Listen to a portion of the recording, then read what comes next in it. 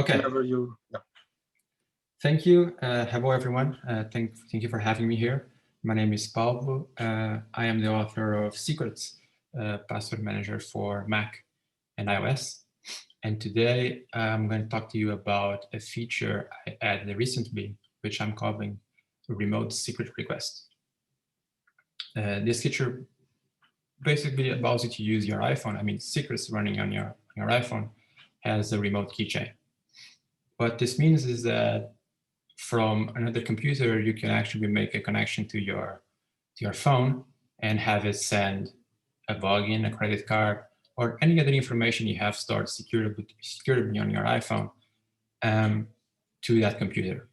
The most common example would be if you're using your browser on your desktop machine and you want to fill a login in a web page. So before diving into the details, perhaps it's better if I do a quick demo. Okay, let me just hide this. Wait. Hide. And now I probably need to stop sharing to share something else, right? Just give me a second. I need to stop sharing this and share my entire screen, probably. Share. Okay, can I open this? Yes.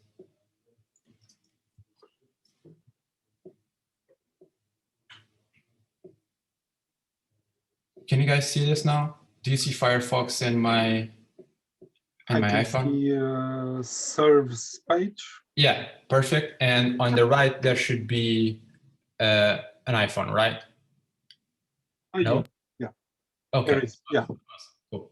So this is Firefox. I have already installed Secrets extension here. And this is actually my phone connected to my computer. And it's just showing whatever's on the screen. Okay. So if I go to a login page and just click on the secrets icon, what this will do, it will send a notification, which you should be seeing already on my iPhone, saying that my browser just requested a secret. I'm going to tap on it. This will open secrets, authenticate, establish a secure connection between Firefox and secrets running on my iPhone. And when I choose an item, it gets filled automatically on the web page. Okay, that's it. It's supposed to be quick, simple, and of course, secure. Let me go back to Keynote, which is not appearing right now.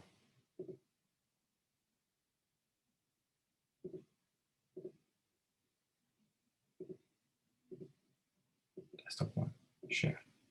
Okay, we're back, right? Yes. Awesome. So that was the feature. I'm now going to talk about how does it work behind the scenes. Oh, before I should explain why would this be useful. Well, there are a few cases. There are a few advantages of using such a feature. For example, if you have a bunch of machines you have to use, be it desktop machines or laptops, having everything on your iPhone means you don't have to have your sensitive information, such as your passwords, credit cards, spread around all those machines. And more importantly, you don't have to worry about having them synchronized. After all, you can just put everything on your iPhone. And since we all know you already have your iPhone always with you, it's just there for you to use. Another important aspect is the browser extension itself is pretty dumb. It doesn't have access to any of your data. It just, at least until you select an item from your phone. So the attack surface here is pretty small. And even when you select an item from your phone, it's just that item that the extension will ever see. All right. Another advantage is you don't have to type your passwords on any of those machines, and probably not even on your iPhones if you're using Touch ID, Face ID, or even just a passcode, which is always a good thing since you lower the risk of exposing your master password or passphrase however you would like to call it. Now, here are some particular interesting scenarios where this is very useful. One of those is shared computers. I actually know that Secrets is used in some universities outside Portugal, where the labs have Secrets installed on the browsers, and users who, campus students who have Secrets on their phones can just use it to log into websites directly from their phone and not have not having to copy stuff over to those machines. There's actually a feature I'm adding in the next version of Secrets that was requested by these students. Another useful environment is when you have to deal with a bunch of virtual machines. This is actually where I fit in. I have a bunch of virtual machines running older versions of macOS to test Secrets in all those versions. And of course, from time to time, I have to log into somewhere on some site on those virtual machines. And the quickest way to do that now is just having the extension there and using the information stored on my iPhone. And of course, one of the most important, at least for Secrets, because Secrets is just for Mac and iOS, is you can use your data in a Windows machine. This was a common request for some of my users, since they usually have, say, a Mac and an iPhone personally, but they use Windows at work. And they also would like to use their login information, their login data on their work machines. And finally, it can also be beneficial for server admins when they are remotely connected to a machine, or even if they are in the server room and they need to access a password or a one-time token from within the server room. And for this scenario specifically, I also created a command line tool, which I'll just briefly talk about. This command line tool just mimics whatever. It's the same flow that the extension does. It's just that you make the request. Instead of clicking on the icon on the browser, you just type a command on your shell. This is an example command which requests a secret for a search string named GitHub. The process will be entirely the same as the extension. You still get the notification on your phone. You still choose the item on your phone. And once that's done, this command will just spit out a JSON containing the information the app sent. Now, this is useful, for example, imagine if you're remotely connected to a machine and you want to get a password to access a database that's running locally. This is one of those scenarios. But you can also use a tool like JQ to get this JSON and just integrate this command in scripts that try to do anything else. This is all open source, so the URL is above, and you can, of course, use it however you see fit. Now, let's talk about just how this works behind the scenes. Let's use the example, the demo we saw in the beginning, which is using a browser. So whenever you click the little extension button on the toolbar, the extension will make a connection to a WebSockets service that I control and send a hello. And the server will actually respond to that hello with an ID. This ID is unique to this connection. It's random and identifies this connection before the WebSockets service. Now the browser can actually tell your phone, hey, I have a request I want to make. And to do this, he talks to another service I also control, and says, hey, would you please notify device ABCD? This is just the device ID that myself, and he passes the ID he got back from the WebSockets service, wants to talk to him. He sends all of this along with his public key via the Apple push notification service, and that gets sent to the iPhone. Now, the first thing the iPhone does is just check that that public key is actually in the list of the paired devices that he has. I didn't show this before, but that demo assumes that I have made a pairing beforehand, which I did. Once everything checks out, the app in your iPhone will actually show the notification. And once you tap it and it opens secrets, it will also make a connection to WebSockets servers and say, hey, I need to talk to this guy. Here's my public key. And the WebSockets service will just forward that to the browser. And it will just append my ID in the from field so that the browser knows who is wanting to talk to him. Now, at this point, both the browser and secrets running on your iPhone have the ID of each other, and they can freely exchange a message via the WebSockets service. And that's what they do. They exchange a few messages to establish a secure connection between the two. And we'll talk about just how this works in a little bit. And once that's done, then the browser will say, hey, would you please send me whatever item you have for GitHub? This is where the app will ask the user to pick an item for this search. And once the user selects an item, the response is sent back to the server, to the browser, I mean, and the browser will actually do the work of auto-filling that in the form. So, okay, this is how it works. Now let's look at how that little red arrow is accomplished. So how do we make this secure? Secrets uses something called the noise protocol.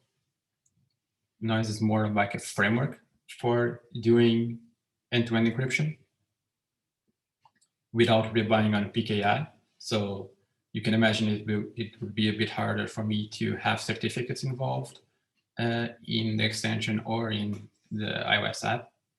And that's exactly what noise is for. It supports forward secrecy, zero round trip encryption, and some other stuff.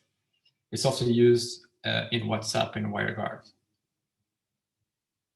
It uses just Diffie-Hellman for elliptic curves, elliptic curve Diffie-Hellman. And you may have heard of the author. The author is Trevor Perrin. You may have heard of him because he's one of the people behind the Signal protocol as well. So noise in Signal sounds like the same guy, right? Just a sidetrack here, just talk about a bit the implementations before I dig in a bit deeper on the noise protocol. So there are a bunch of implementations, reference implementations mentioned on the noise protocol website. One of them is this C implementation, which I actually use. So I've built an Objective-C wrapper around this implementation that I use on Secrets for iOS. It works just fine in Swift as well. It's also open source, of course, and it's a very simple object-oriented wrapper around the primitives that noise exposes. For the browser extension and the command line tool, I actually use this project, which also wraps the noise C framework. But what it does is it compiles noise C to WebAssembly and then wraps it in a neat little JavaScript API. And that's how both the secrets extension for Firefox and Chrome and other browsers and the command line tool interact with noise. Of course, there are a bunch of other implementations, Go, Python, Rust. And if you look at the specification, it's because it's almost just elliptic curve Diffie-Hellman and of course, some other crypto primitives, it's actually pretty easy to implement. So if you don't use any of these languages, it shouldn't be too hard to have this implemented. Okay, let's talk a bit about this framework. It's called Noise Protocol, but it's more like a framework. It's a framework because it encompasses a bunch of different protocols, and you specify which protocol you want to use with these protocol names. Let's decompose this a bit. So all protocol names start with noise, and then it specifies the handshake pattern. We'll get back to this handshake pattern in a bit. After that, you specify which elliptic curve are you using, 255-109 or 448. Those are the only two options. Then the cipher function you use, ShaShaPoly or AES GCM, both the only two cipher functions you can use. Both of them use authenticated encryption. And finally, the hashing function. And that's it. That's the entire specification of which protocol you want to use for that session. Let's dig in a bit on the handshake pattern, which is the most interesting part of this. So all protocols will actually use an ephemeral elliptic curve key. This is for forward secrecy, of course. So these letters, the X and K and Y and I, actually relate to how the long-term elliptic curve key is used, which they actually call static key. So for N, no static key is sent, either for initiator or the responder. For K, it's assumed that the static key is known between participants. And X means the static key is transmitted between each other. And I, it's pretty much the same as X, but there's no guarantee that the static key isn't transmitted in plain text, meaning that you will leak whoever is making if someone is listening, you will leak his identity. Okay, let's see just a few examples to make this clear how it works. So you usually see you always see two letters. The first one corresponds to the initiator, the entity who is beginning the protocol, and the second to the responder. This is the most simple case, N, so no static key is sent or received.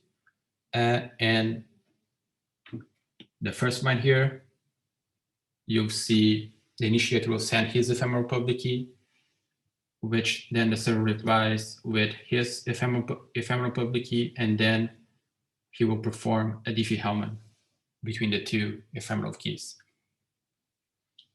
I mean, both the initiator and the responder will perform this. At this point, they both reached the same session key and they can communicate securely. Of course, there's no authentication here, so this is susceptible to man-in-the-middle attacks. But it's the most simple example we can use. Let's see something a bit more complex. So for XX means that both participants will actually exchange their static keys. And the beginning is the same. The second line is almost the same until here. Now, what happens here is the server, the responder will perform a Diffie-Hellman. And from this point onward, this static key will actually be encrypted with the result of that Diffie-Hellman. So this static key is not sent in clear on the wire. It's sent encrypted. And the respondent will know how to do the same and get the static key back. This is important once we look at I.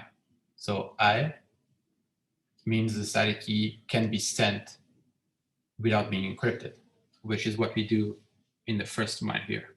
So this static key, because there was no Diffie-Hellman procedure done beforehand, will be sent in clear in the wire, and you will not have identity hiding in this case.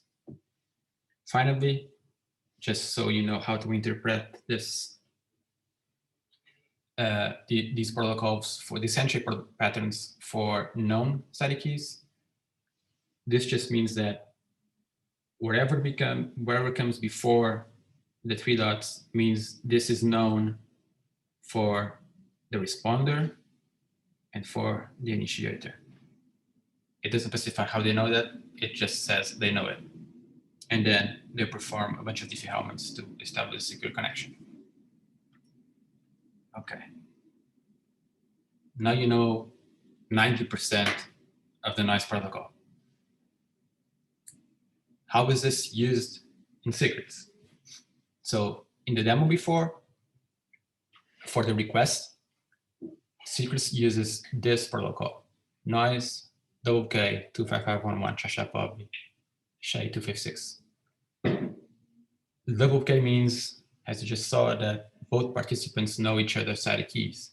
And this happens because I didn't show you, but I already had paired my phone and my browser beforehand. Now the question remains, how did I pair them? And for pairing, secrets uses double-backs, which it has to because it needs to transmit the static key for both participants. but it also uses this modifier called the PSK, or pre-shared key. What this does is both reinitiator and respondent will actually mix a pre-shared key in the handshake pattern, and the handshake will only succeed if both participants have the same pre-shared key. To have this work, if you try to, if you pair your browser to your phone, what you do is you go to the extension settings, you say, I need to pair a new device. The extension will actually show you a QR code, which has a pre-shared key and information on how the iPhone should connect to that extension, namely the ID he has on a WebSockets server. When you take your iPhone and you read that QR code, the iPhone knows it must use that pre-shared key to establish the secure connection.